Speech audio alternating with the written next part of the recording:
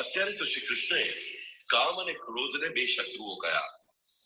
આ શ્લોકમાં તે માત્ર એક જ શત્રુ કામનું જ નામ લે છે.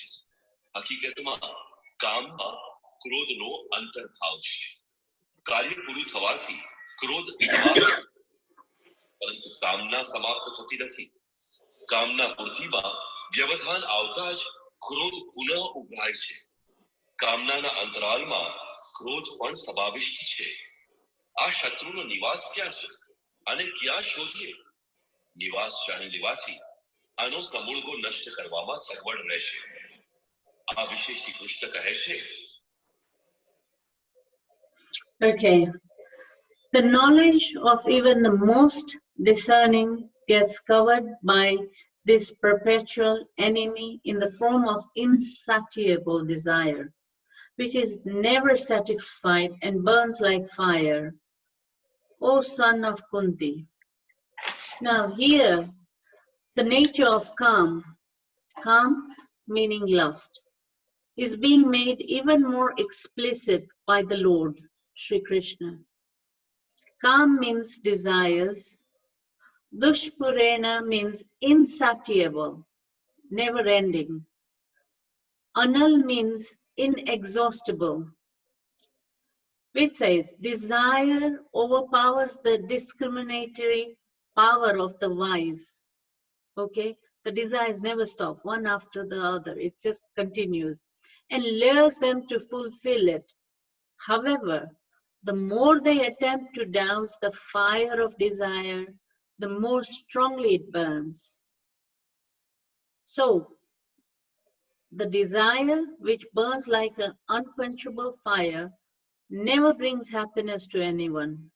The wise renounce it, knowing it to be the root cause of misery. But those who do not understand the secret waste away their life in futile pursuit of trying to satiate their lust, unginned desires, you know.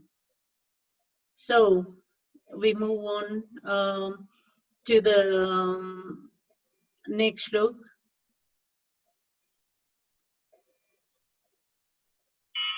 Indriyani mano buddhi atyadhisthanamuchyate etairimmohayatyetah jnanamamrityadeinam. ઇન્દ્રિય, મન અને બુદ્ધિ આના નિવાસ સ્થાન કહેવાય છે. આ કામ મન, બુદ્ધિ અને ઇન્દ્રિયો દ્વારા જ જ્ઞાનને આચ્છાદિત કરીને જીવાત્માને મોહમાં નાખે છે. The senses, the mind, the intellect are said to be breeding grounds for desire. Through them, it clouds one's knowledge and deludes the embodied soul.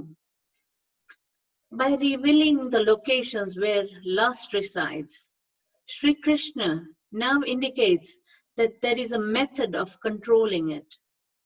The fortress of the enemy must be spotted before one can take siege on it. In this verse, Sri Krishna states that the senses, mind and intellect, right? The senses, mind and the intellect, okay? This is very beautiful. Are the places from where lust exercises its dominion over the soul. Under the sway of lust, the sense objects are desired by the senses. The senses infatuate the mind then misleads the intellect, and the intellect loses its discriminatory powers. When the intellect is clouded, the living being is under an illusion and becomes a slave of the lust and will do anything to satiate it. It will cross all the gunas that we discussed and head straight for tamas guna. This instrument, senses, mind and intellect, are not bad in themselves, in anybody. They were given to us for a purpose of achieving goodness, God realization. But we have permitted lust in its many forms to take siege upon them. Now we have to use the same senses, mind, and intellect to uplift ourselves. And therefore, Sri Krishna explains how to do that in the next slok.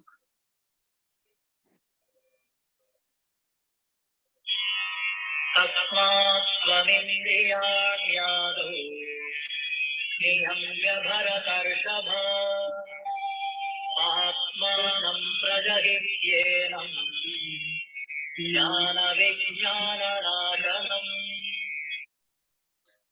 Therefore, O best of Bharatas, sorry, carry on. સંયત કર, કારણ કે શત્રુ તો એની અંદર જ સંતાયેલો છે. તે તમારા શરીરની અંદર છે.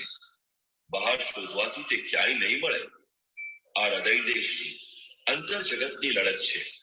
ઇન્દ્રિયોને વશમાં કરીને જ્ઞાન અને વિજ્ઞાનનો નાશ કરનારા આ પાપી કામને જ માર. કામ સીધી રીતે પકડમાં નહીં આવે, માટે વિકારોના નિવાસ સ્થાન પર જ ઘેરાવ કરો. ઇન્દ્રિયોને જ સંયત કરો.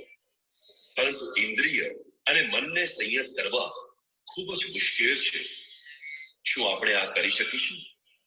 આ વિશે શ્રી કૃષ્ણ તમારા સામર્થ્યને દર્શાવતા પ્રોત્સાહિત કરે છે. Therefore, O best of Bharatas, in the very beginning, bring the senses under control and slay this enemy called desire, which is the embodiment of sin and destroys knowledge and realization. We have seen many examples of such individuals in our lives as well. We've seen that in the form of many knowledgeable teachers or leaders as well, who have lost their senses at some stage, and all because of this desire, lust. Now, Sri Krishna explains how to overcome the lust, which is the root of all evil, which is so pernicious to human consciousness. Having identified the repositories of lust, Sri Krishna asks Arjuna at the outset to curb the desires of the senses, just cut them out. Permitting them to arise is the cause of our miseries, while eliminating them is a way to peace. Consider an example like this. For example, two people, hypothetically we can say Ramesh and Dinesh, were two fellow students sharing the same room in a hostel. At 10 p.m. at night, Ramesh developed the desire to smoke cigarettes. He said, "I'm getting the urge to smoke." Dinesh replied, "It is so late at night. Forget about cigarettes and go to sleep." No, I will not be able to sleep until I puff the tobacco, said Ramesh. Therefore, Dinesh went to sleep, but Ramesh went out in search of cigarettes. The shops nearby had closed. It took him 2 hours until he finally returned to the hostel with the cigarettes and had a smoke. In the morning, Dinesh asked him, "Ramesh, when did you sleep at night?" He said, "At midnight." "Really? That means you remained agitated for cigarettes for 2 hours. And when you had your puffs, you returned to the same state that you were in at 10 p.m. "What do you mean by that?" he asked Ramesh. He said, "Look at 10 p.m. You did not have any desire for cigarettes and you were peaceful. Then you yourself created the desire for them. From 10 p.m. to midnight, you remained agitated and going around in circles to look for the cigarettes. Finally, when you smoked them, the disease which you had created went away and you got to sleep. I, on the other hand, did not create any desire and slept peacefully at 10 p.m. itself. In this way, we create desires for the objects of the senses of the body, okay, and then become agitated by them. We want to try and achieve that at any cost. When we get the cherished object, the disease of our own creation gets eradicated, and we think of it as happiness. However, if we think of ourselves as the soul and our only purpose is happiness of the soul, then it becomes easier to renounce such material desires. Sri Krishna tells Arjuna to bring the senses under control, thereby slaying the lust residing in them. To accomplish this, we must use the higher instruments given by God to us, as stated in the next verse. इन्द्रियाणि पराण्याहु इन्द्रियेभ्यः परं मनः मनसस्तु परा बुद्धिः यो बुद्धेः परतस्तु सः અર્જુન, આ શરીરથી તું ઇન્દ્રિયોને પર અર્થાત સૂક્ષ્મ અને બળવાન જાણ. ઇન્દ્રિયોથી ઉપર મન છે, મન તેનાથી પણ બળવાન છે, મનથી ઉપર બુદ્ધિ છે, અને બુદ્ધિથી પણ સાવ ઉપર જે છે એ તારો આત્મા છે, તે જ તું છે. માટે ઇન્દ્રિયો, મન અને બુદ્ધિનો નિરોધ કરવા તું સક્ષમ છે. The senses are superior to the gross body, and superior to the senses is the mind. Beyond the mind is the intellect, and even beyond the intellect is the soul. Okay? An inferior entity can be controlled by its superior entity. Sri Krishna explains the grades of the superiority amongst the instruments God has provided to us. He describes that the body is made up of gross matter. Superior to it, okay, are the 5 knowledge-bearing senses, which grasp the perceptions of taste, touch, sight, smell, and sound. Beyond the senses is the mind, and superior to the mind is the intellect, with its ability to discriminate. But beyond the intellect is the divine soul. This knowledge of the sequence of superiority amongst the senses, mind, and intellect of the soul can be used for rooting out lust, as explained in the final verse of this chapter by Sri Krishna. एवं बुद्धेः परं बुद्ध्वा संस्तभ्यात्मानमात्मनो जहि शत्रुं महाबाहो कामरूपं दुरासदम्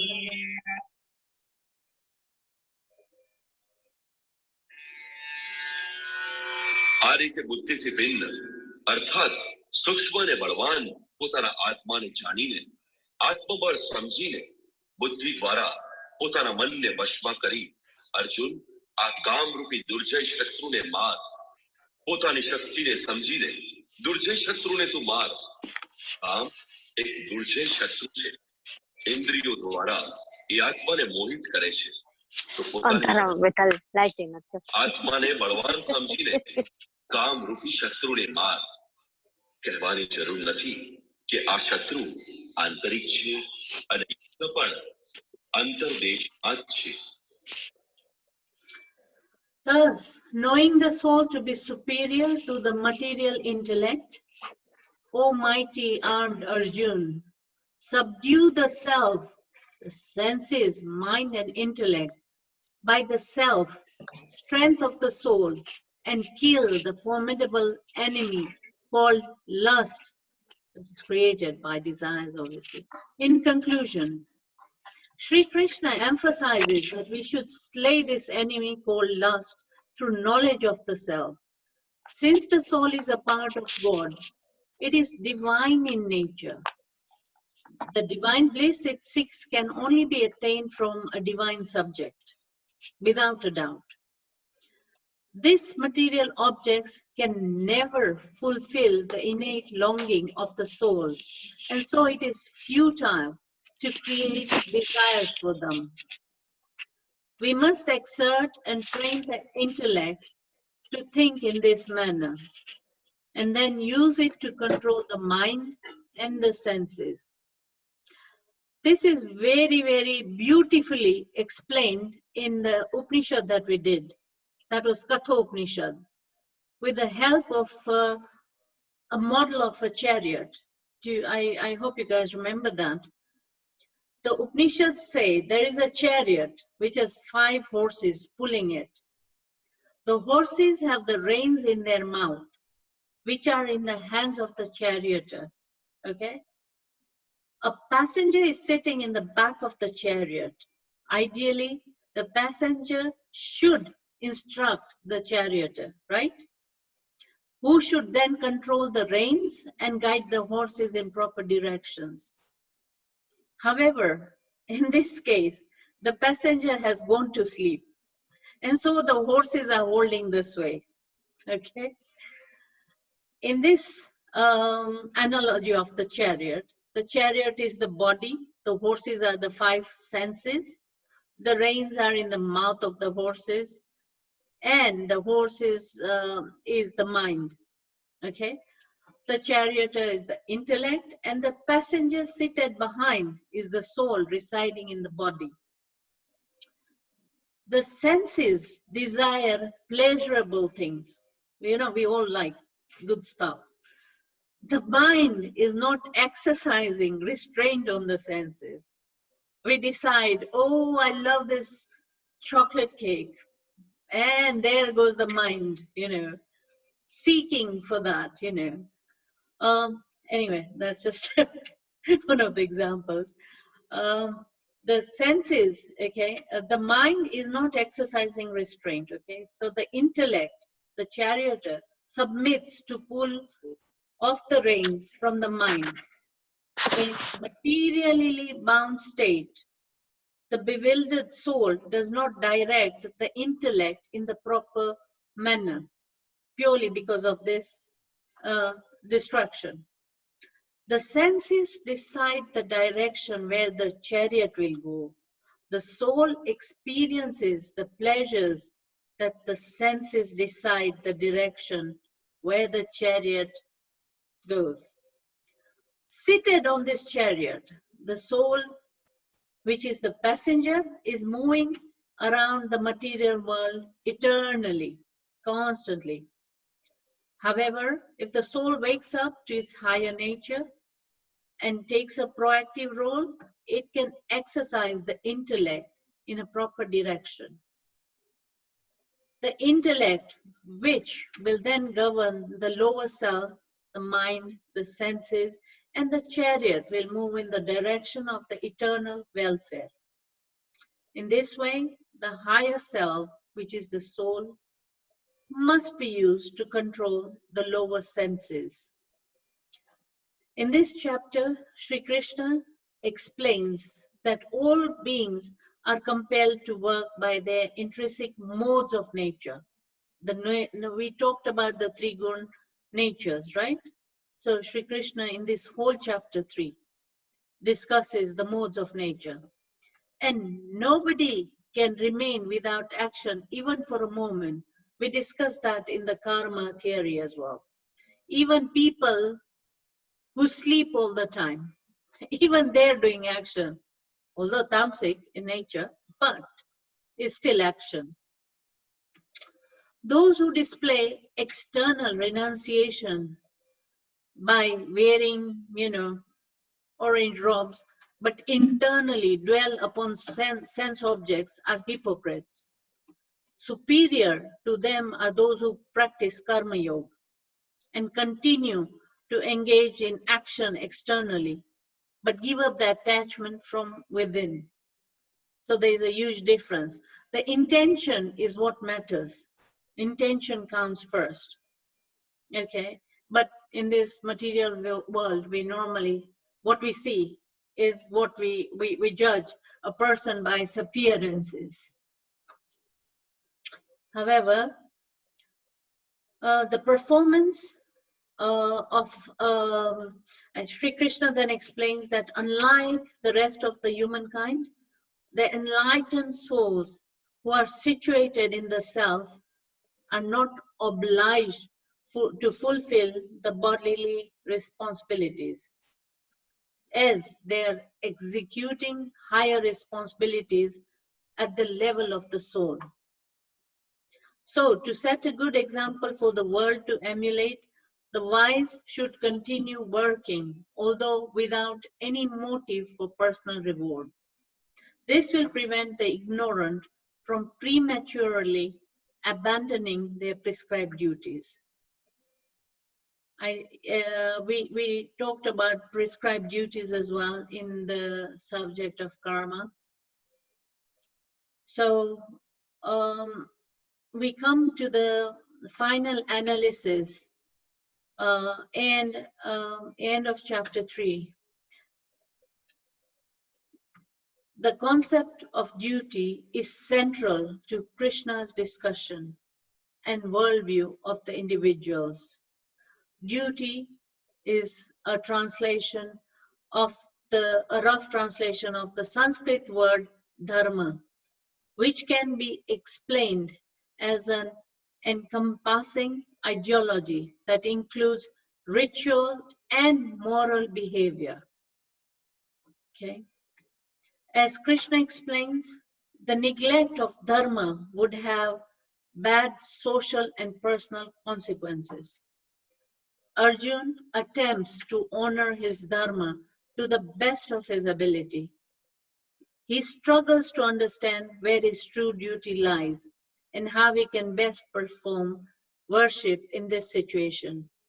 Krishna explains that Arjun's duty and worship lie in following through on his dharma, which is as a warrior, and to fight the battle in front of him. And this concludes the final verse and summary of chapter 3 of the Bhagavad Gita. Has anybody got any questions?